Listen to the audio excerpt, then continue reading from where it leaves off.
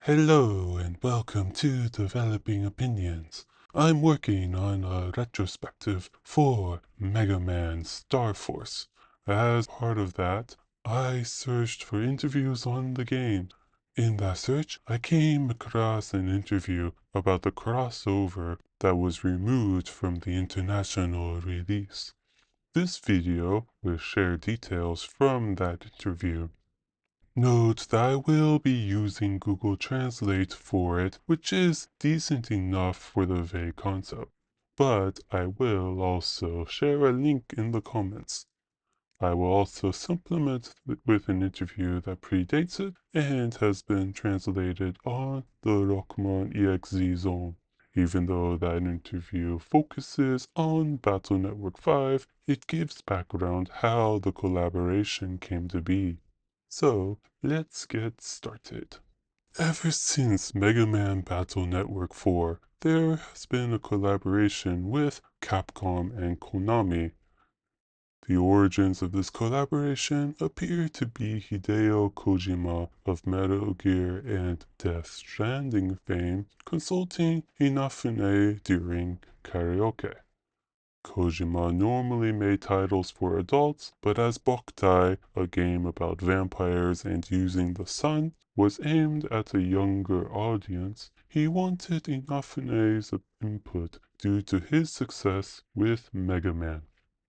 At some point, Inafune suggested including Django in Battle Network 4, and the two companies ended up agreeing.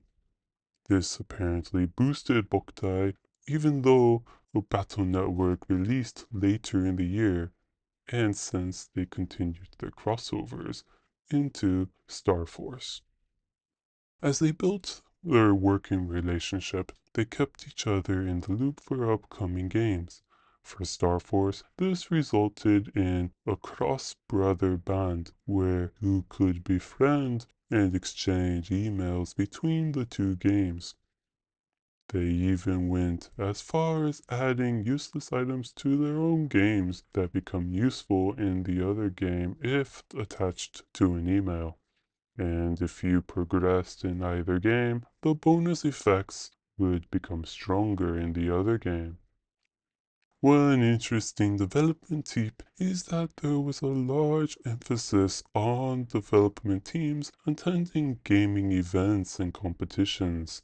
The reason for this because it was easy for them to get feedback from adults, but harder from kids, even if they wrote questionnaires.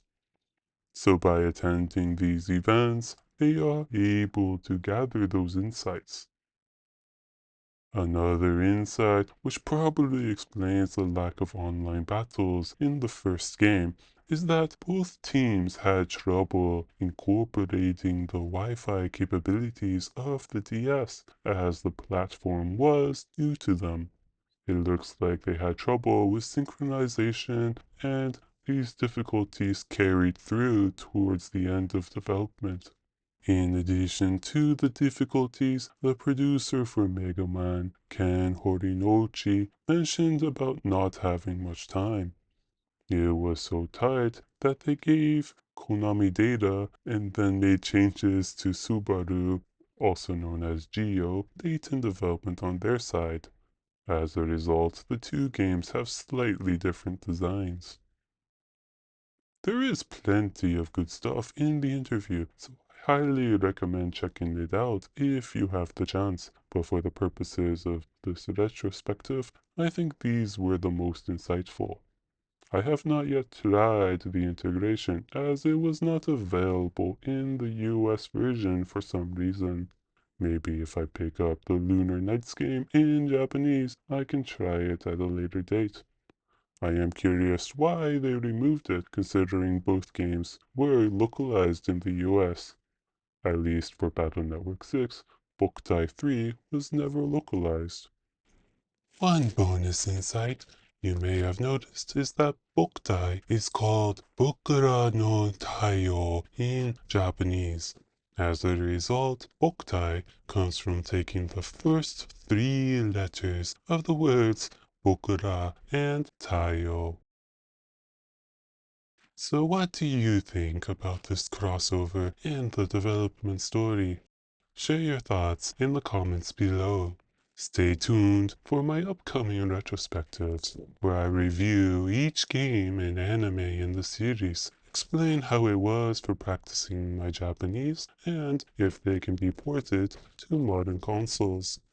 And if you have fan art you would like me to include in my retrospective, please reach out to me on Blue Sky Twitter or the comments below.